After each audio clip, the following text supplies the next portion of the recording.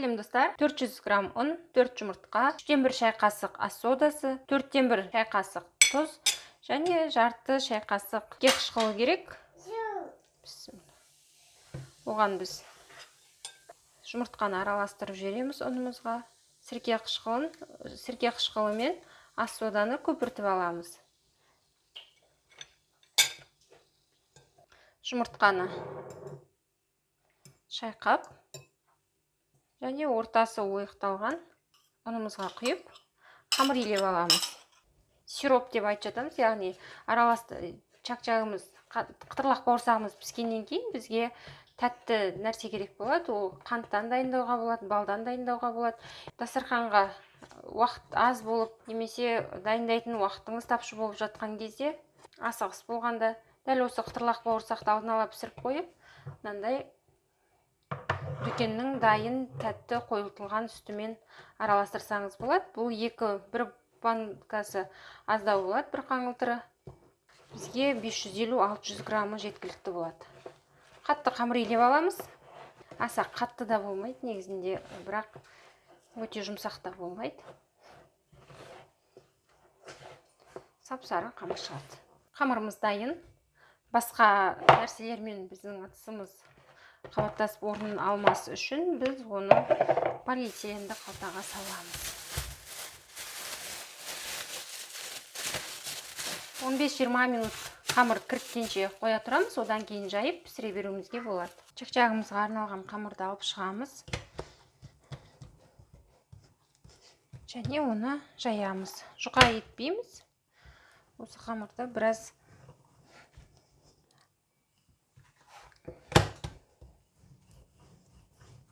сап-сары көріп тұрғандарыңыздай. Дәл осы қамырмен ши бауырсақ деген нәрсе пісіруге болады. Ұсақ бауырсақты және қытырлақ пісіруге болады.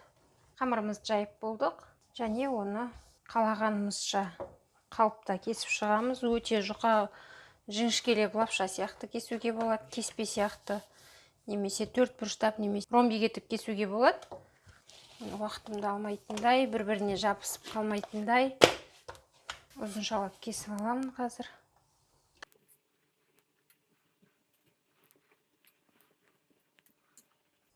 Шамамен ен бірдей етіп кесіп шығып жатырмын.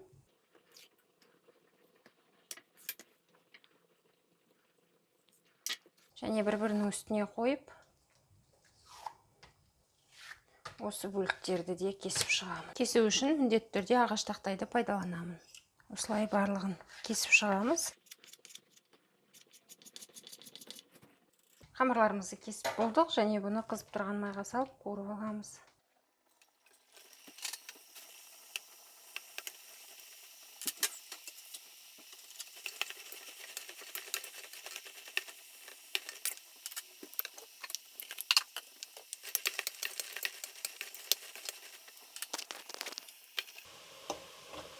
Тегіс қызара бастағанда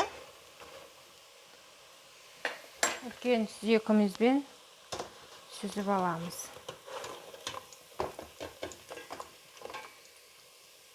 Осынша қытырлақ нанымыз шықты. Және оны келесі ыдысқа орналастырып, бетіне қойылтылған сүттен құйып отырамыз. 2 банкасы керек бізге. Біреуі 360, біреуі 380 грамм, бірақ бізге 600 граммын керек. Бір қатар салып алып, бетіне қойылтылған сүтті құямыз. Тағы бір қатар жасап аламыз. Тағы да қойылтылған сүттен құйып.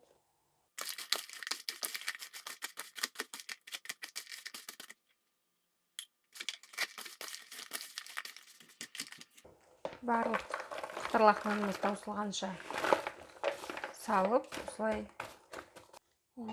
дайын болған чак-чагымызды салып аламыз. Сыртынан қанша қойылтылған сүт жақсақта, ол өзінің қытырлақтығын сақтаған, ауызға салғанда үгітіледі. Ыдысымызға салып алдық, дастарханға апаруға дайын. Астарыңыз дәмді болсын, ораза айт қабыл болсын. Алдағы уақытта біз мерекелік дастарханға арналған өте жылдам дайын болатын шоколадты және бисквитті торттар пісіреміз. Бізбен бірге тамашалаңыздар.